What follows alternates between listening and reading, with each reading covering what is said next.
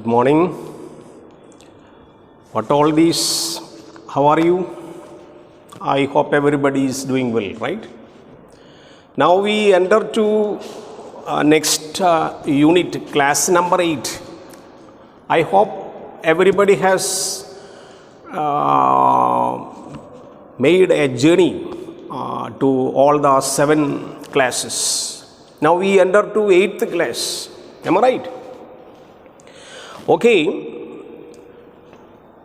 What we do now, we make a platform to enter very complicated areas.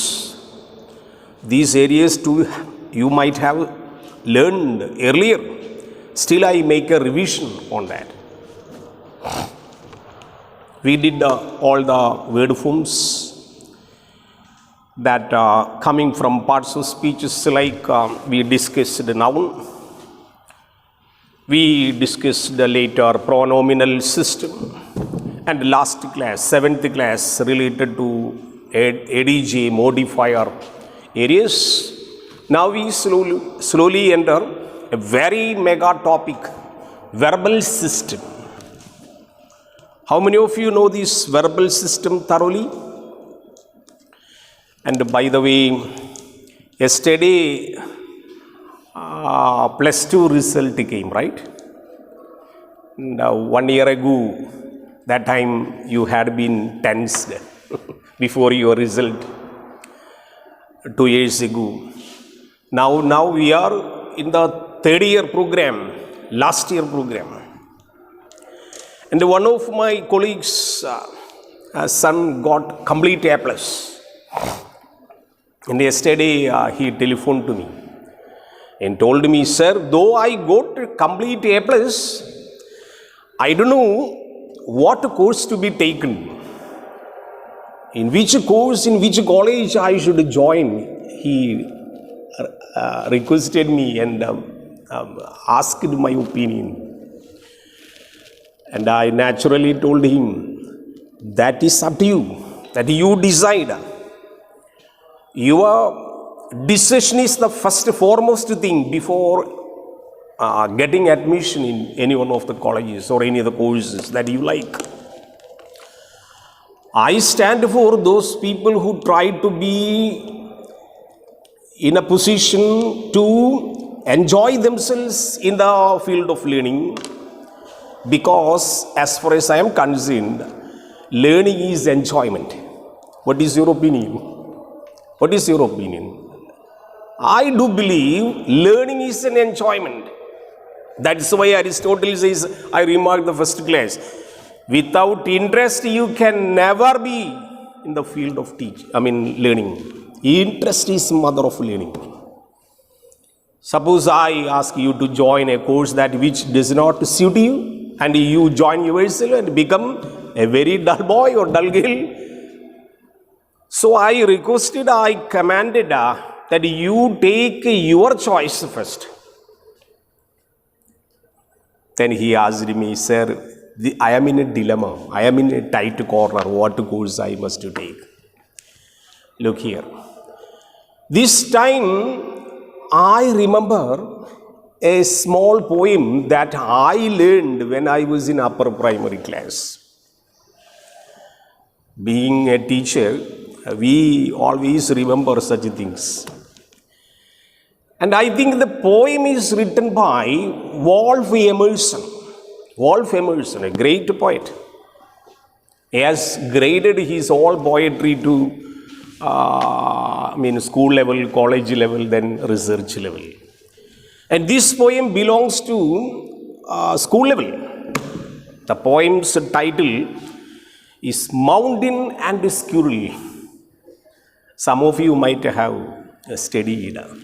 That was prescribed poem for CBSE in 8th and 7th grade. Earlier, not now. Otherwise, you just search in the Google, you will get Wolf Emerson, Mountain and Squirrel, a poem. You just make a search. This poem, that is the content matter of the poem is an argument between a mountain and a small squirrel.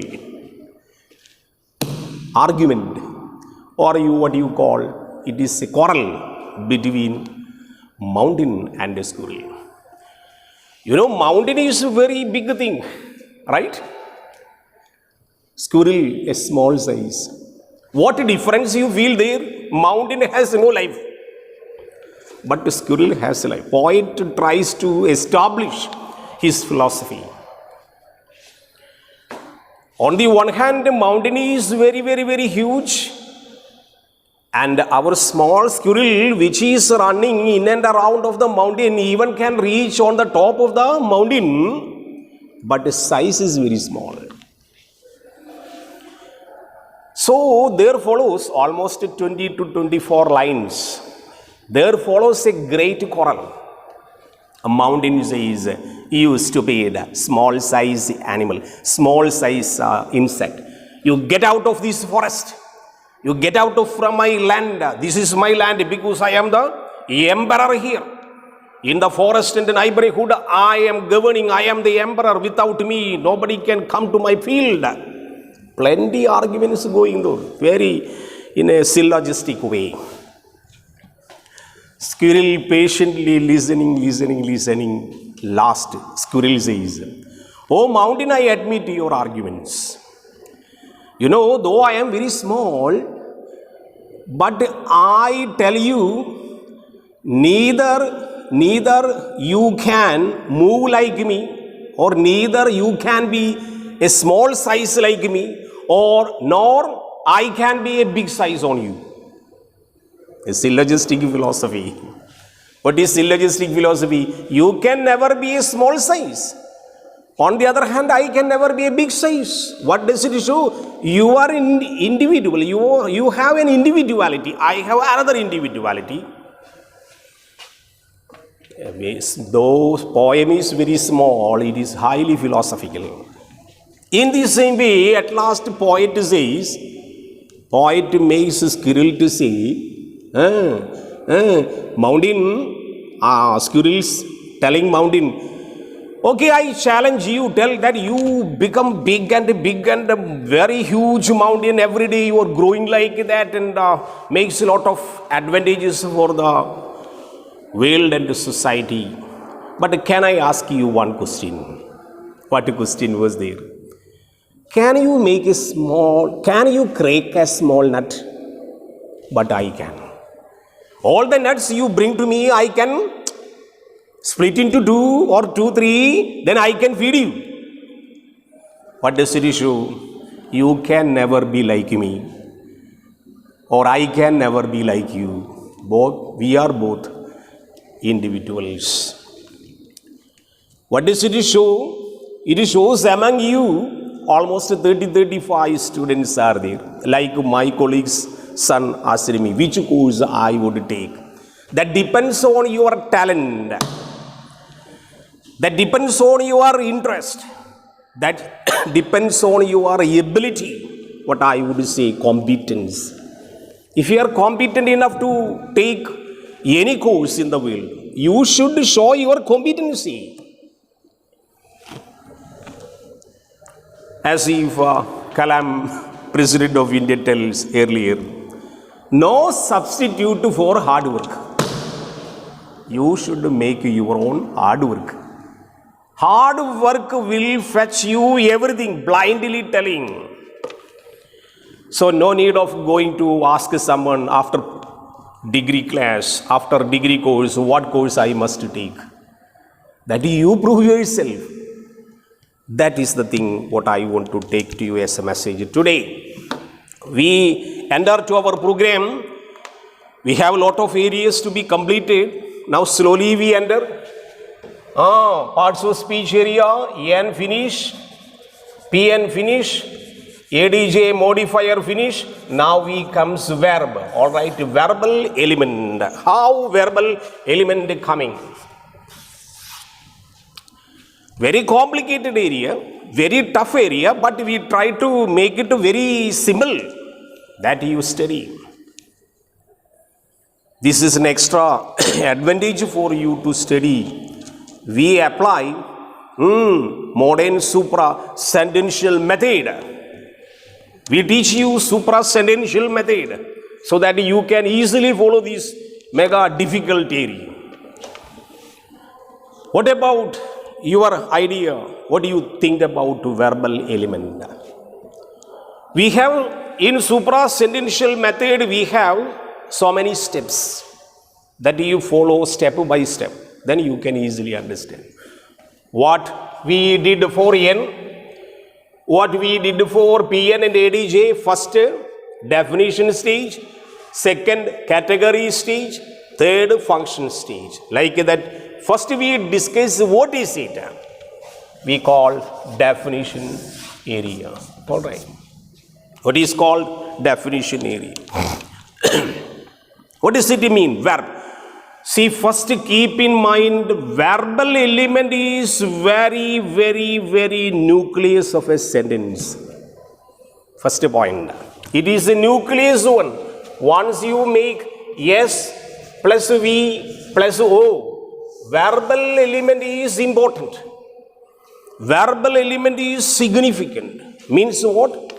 Everybody will ask you from the syntactical structure, which element is most important? Blindly tell, verbal element is important. This one may be substituted, this one may be replaced, but in order to get the actual meaning, you should keep verb in intact. Without a verbal element, you can't define a correct meaning. So first keep in mind, verb is the most significant element in a syntax. Verb is most important one. So what is verb? Again, verb has two important phases to declare. First one is, it will be an action word. It will be an action word. I go in a very low level to fetch you to the higher level.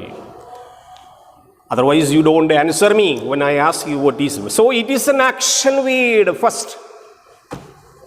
Then normally everybody asking me, sir, is it only action word label stands for verb?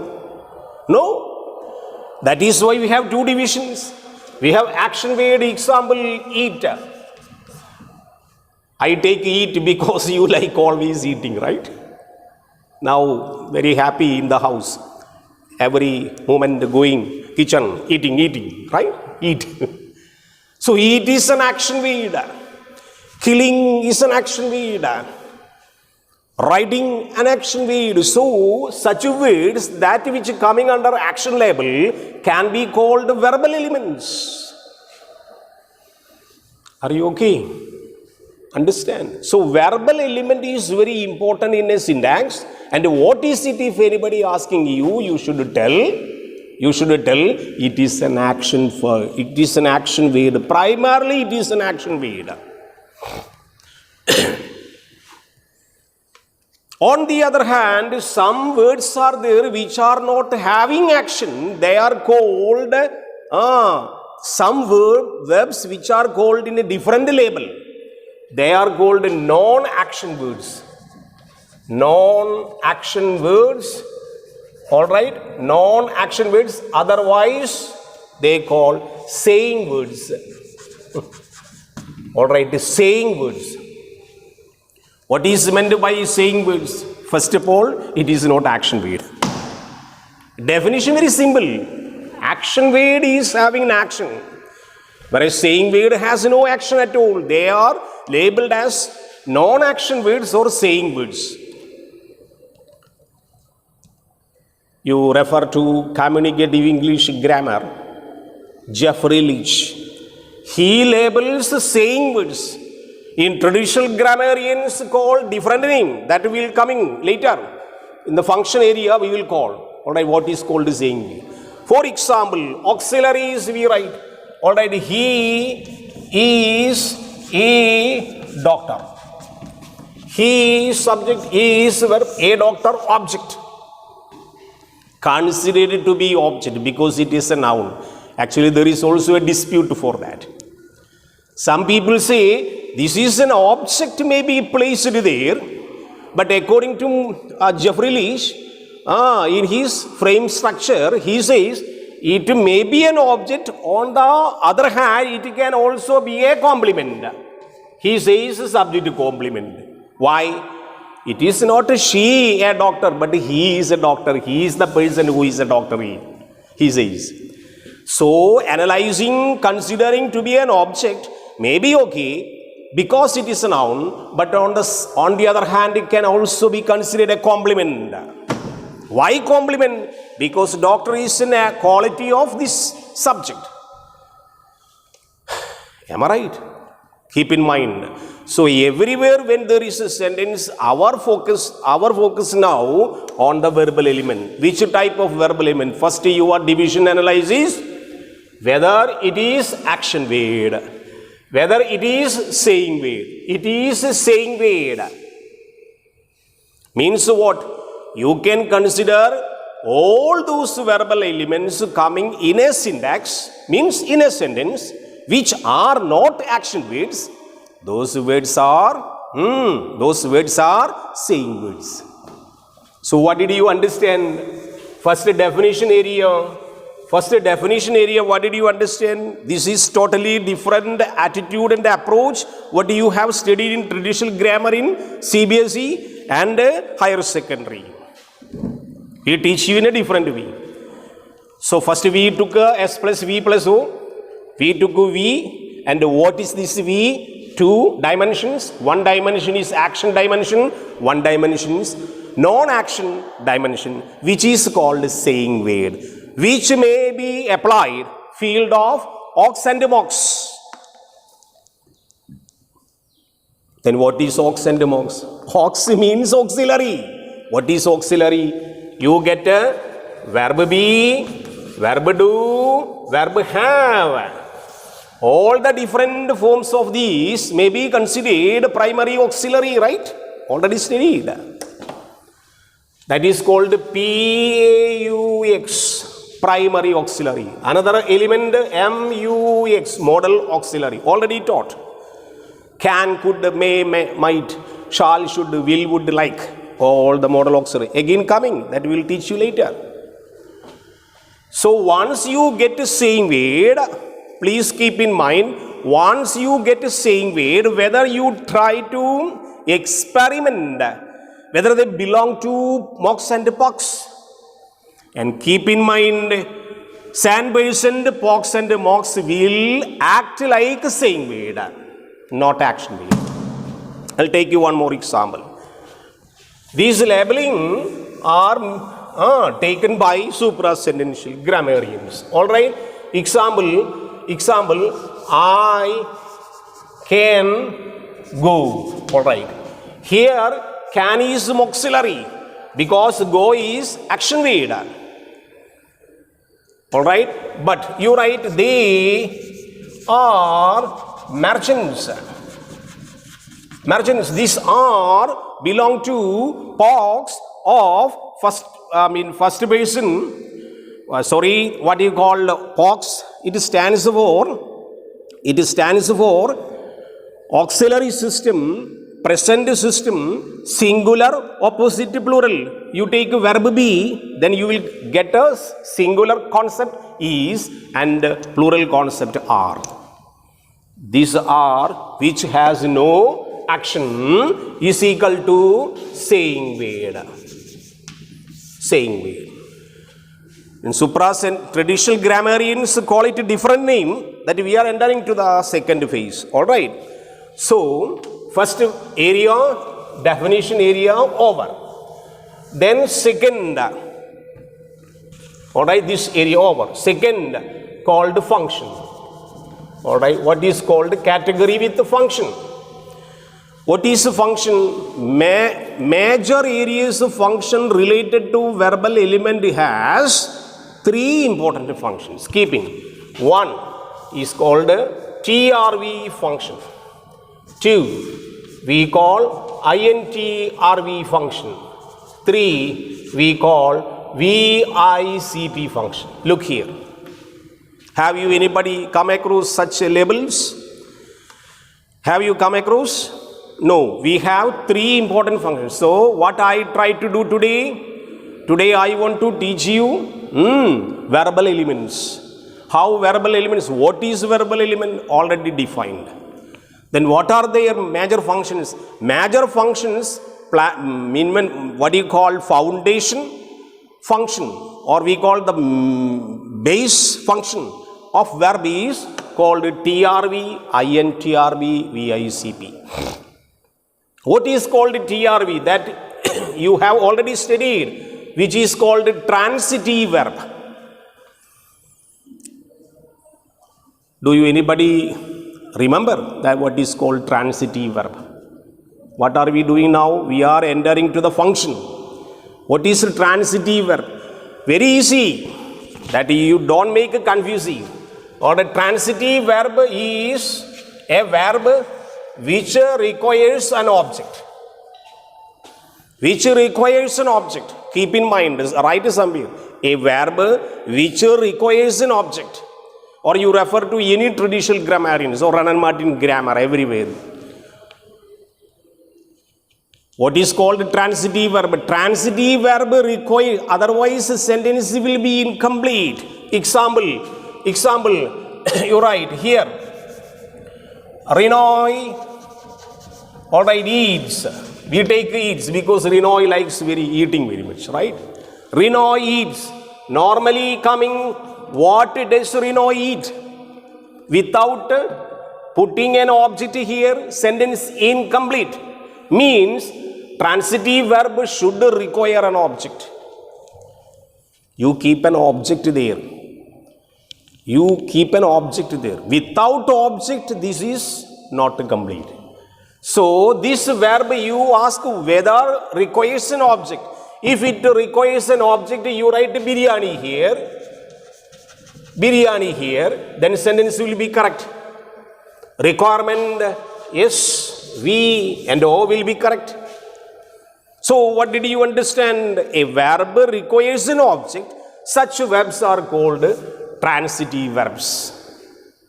Very simple. Referred in all the grammar books. Okay. Now we come to the second one. INTRV. INTRV means what? That is a type of a verb which does not need an object at all. Verb itself is suitable for completing a sentence. Example, very simple example, birds fly. You write subject, fly, verb, sentence correct. Means fly as a verb does not require any object here to complete the sense, the complete sense of the sentence. So fly itself is okay. So means you understand certain verbs are there which do not require an object. Such concepts will be INTRV. Then what is VICP? That is another thing. Third function. Very easy. Alright. First you keep in mind VICP means the verb requires, those verbs have no action at all. They are not transitives. They are not intransitives. They are POCs and MOCs. For example, we take, alright, Meera is, alright, you write, Meera subject is verb here, we call VICP or saying word. This is saying word. With here no object written, so incomplete. So this verb is called verb of incomplete predication. How predication coming? If you write object, you will get a predicate. Here object not written, so this predicate is incomplete. Are you with me? You understand how we call VICP? Without object is, without object written, without a word, verb written here VICP. Verb of incomplete, predicate not complete. But we write Meera is a teacher. Meera is a teacher. Then object written, sentence completed. then this verb will become, instead of VICP, we call VCP. VCP means what? Verb of complete predication. So what you should keep in mind? You keep in mind, predicate should be completed by adding a complementary word or by adding an object. Then verb will be called VCP, verb of complete predication. That predicate is already completed there. Before that, without object, it was VICP. Here related to all saying words. Here related to all non-acting words. So keep in mind. So VICP is already over. So this is these three important steps are for functions of verb. Alright. Now we go to another step. So did you understand this area? Definition area, VICP area. A dog is an animal. Example we take. A dog is an animal. Right? A dog subject is verb. Animal object. Am I right? We put the predicate. PRE, we got PRE. So this animal added here with the is as a verb. It was earlier VICP. After writing animal, it has become VCP. Verb of complete predication. Now over. Here you look, certain words are important. Along with the pox and mox, is, was, are like. Following words written are also considered to be VICP. Alright, first word important. You write somewhere in the notebook. Alright, seems, one word. Then become. Alright, become. Alright, 3. Next word, feel. Alright, then for turn. Alright, these words, then taste. These words are also popularly considered to be saying words, along with the pox and mox. So keep in mind, pox and mox, along with the pox and mox, seems, become, feel, turn, taste, have a tendency to become VICP. So all these are. Milk turned sour. Example, milk turned sour. I will give you one more example. Milk turned sour. Alright, here turned is VICP. VICP. Before sour, you put a VICP. After putting sour, it will become VCP. So keep in mind, seems, become, feel, turns, taste, etc. The juice tastes sweet. That can be kept a good example for that. So, then next thing, alright, communicative English grammar. Jeffrey Leach says, next function is a ditransitive function. Alright, so verb we write, TRV function, INTRV function, VICP function, then next one DITRV. What is called DITRV? DITRV is actually very easy because you studied case system. Once we get two objects together, direct object and indirect object together, that verb will be ditransitive verb.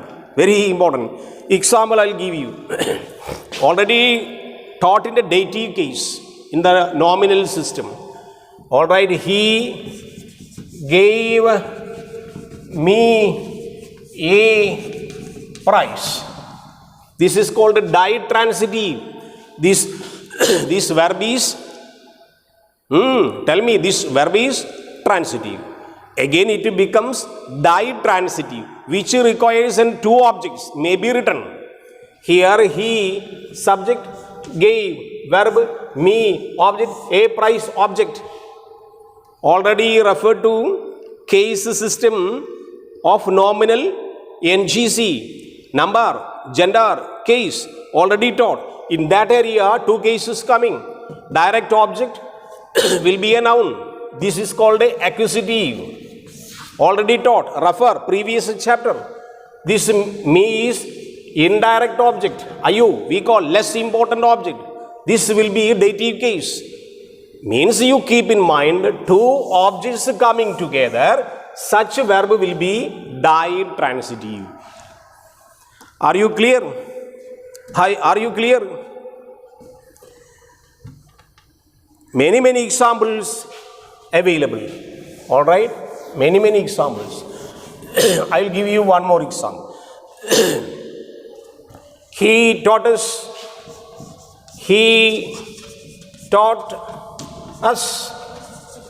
English. All right, he subject taught verb. This is die transitive. Why? Because us is an object, English is an object. Two objects available there. All these are to be kept in mind. Now we are entering to the features, main features. So definition over what is called features, main features of the verb. First one you keep in mind. All right, we have inflection stage coming. Inflection. It is a detailed area again coming. With the reference to verbal elements, you study inflection, because inflection is a mega area related to so many things. But here we get a inflection. What inflection is there? Symbol. All right, we have. This is somewhat different from what you studied. We are following in a different way, because we teach you suprasentential method. We take a base form verb. Example, we take eat. All right. Then jumping. This eat will be jumping to eats. This eat will be base verbal form. This verbal form is called V1. Be careful never to be confused. You attend very carefully. What you have studied will be different here. But this is modern suprasentential method that you keep in your mind. Then we add S element to the base. This is base. How do you know base? Base cannot be cut into two. So this is a base verb. The real, what is called a base morpheme. This cannot be cut. So this is a verbal element, action verb, which is called a present tense. What is called a labeling V1. Adding S, you will get a V2. Adding S, we will get a V2. Then adding ing. Adding ing, you will get V3. Corresponding, you will get 8. 8 will have past. This is called V4. All right. Then automatically, you will get another one, participle eaten. This is called V5. First thing keep in mind, so far your teachers and you might have studied only V1, V4, V5.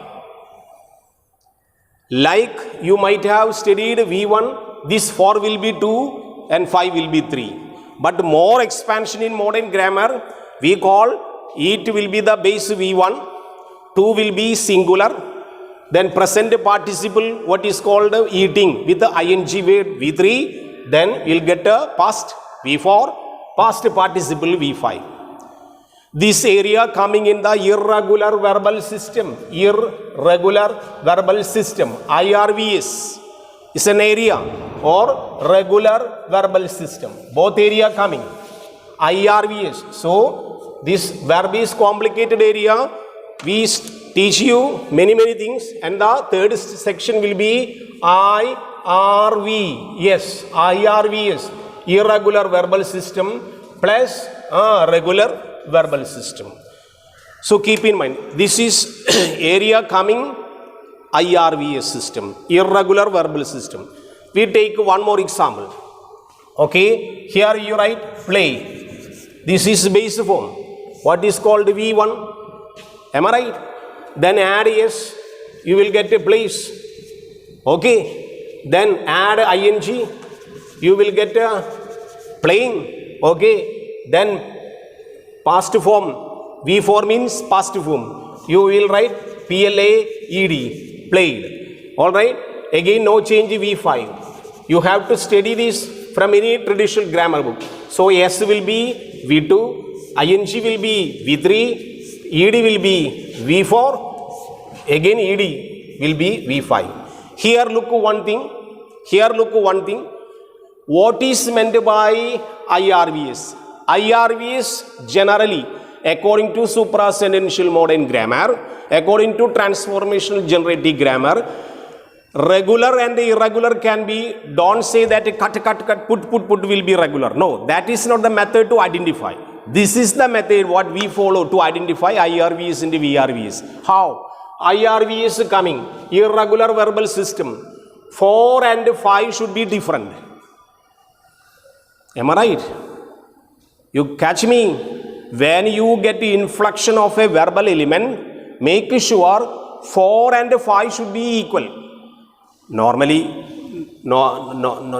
people say 1 and 4 and 5 or 1, 2, 3 will be irregular. No, that is already gone. That type of teaching is already gone. In modern English, regular system and irregular system, we find regular system when 4 and 5 alike, when 4 and 5 same in spelling, in pronunciation, same, they are called regular verb. So played, regular verb. Never go to V1. That was in traditional grammar. We take only 4 and 5. What I try to tell you, in order to differentiate IRVS from RVS, regular system, only thing, consider 4 and 5. If 4 and 5 same, you call it regular. When you get 4 and 5 different in pronunciation and spelling, you will get IRVS. So here, this one is IRVS. This one is RVS, means regular verbal system. So, make a chart of 100 words, minimum. Refer all the leading dictionaries. You will get a backside, regular system and the RVS system, irregular system, everything given there. So, can we make a small revision? What all things we have taken? We have taken now area related to verbal elements, then later definition finish, then function finish, then we reached here inflection. Now we go to the second feature. So after inflection, we get infinitives. So go step by step. Alright, this area you have to make almost 150 words. Referring to dictionary or Google, you prepare yourself. Then study by heart because it will be useful when you come to time scheme or tense. Alright, now next after inflection, you will come to infinitives. Alright, what is called infinitives? Here one concept coming, infinity. Before entering to this concept, you should study what is the concept of finite and non-finite. Non-finite verb. Then only you will be very in a easy way to follow this. What is called finite verb? Please keep in mind. Alright, what is meant by finite verb? Finite verb is main verb. Example, simple example, keep in mind. I eat an apple. Alright, this eat is MV. MV is called finite verb. Okay, simple thing. But people are often confused. What is finite? This finite is MV. MV is main verb. Main verb means only one verb there. So one finite verb decides the real focus of meaning. So in order to jump into infinitives, you keep in mind finites are the main extraordinary element which decides the meaning. Are you okay? Otherwise you will be confused. So ME means underline the main verb in a sentence. Then you can call it other main verb or finite verb. But what is non-finite? Again coming finite and non-finite. What is non-finite? That is additional verb. Example, I will tell you. I wish to see you. Here look. Wish is one verb. To see, another verb. Simple. This is finite verb.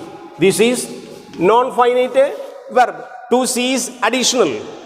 Without wish, I to see, sentence wrong. So, in order to identify, teachers might have taught you already, but you have not caught the real point. Once you keep in mind, once you get a sentence, underline the main verb. That main verb will be finite verb. Additional verb, if possible, written there, non-finite. So, these non-finite forms will be functioning different way. That is area called infinitives. So, slowly after inflection, we enter to infinitives. What infinitives? Again, to study infinitives, we jump into finite verb and non-finite. How to identify? If only one verb is there, that is finite. If there are two verbs available there, focus main verb, that will be finite. Additional verb will be non-finite. So, such examples you have to keep. Okay, so infinitive. Example. I will give you one more example how to find out infinitives. Is called two infinities. Teach. One example he gave him. We can easily add to. Example, to infinity, how to? Example, this is a word. That is a verbal form. Am I right? Can be used finite. How can you change it into non-finite? Make a to infinitive. So, you will write to teach. This will be to infinitive. Okay. So, whenever to infinitive, this is called to infinitive. Infinitives have main function to infinitive. Adding to with the verb is called to teach. To infinitives. All right. So, we have bare infinitive. This is called bare infinitive, which is main verb. So, in the verbal area, you write important area, add to with the verb, you will get example, cry. Cry can be used as a finite verb. You add to cry, you write to cry, it will be infinitive. Which type of infinitive? It will be to infinitive. It will be to infinitive. So, intransitive verb also, we have two regular system. Then, adding. So many methods to make verbal elements that you have to keep in mind. So many methods to verbal elements. So, to infinity is over. Then they can be proceed the following. Example. First, base forms IRV. Then, addition to the is noun. Example. We will make some words. This is a feature. You write IZE. Example, HU, humanize. All right. You can make a certain verbs like that. Immunize, organize. Look here. Organize. All right. This is a method. Then another method, we can make AT, ending with the AT. Example, communicate. Communicate. Example. All right. This is typical verbal forms. Then just like adding prefix to the verb, we prefix. These are the suffixes we use. Example, en danger. Look here, en danger, en prefixed there.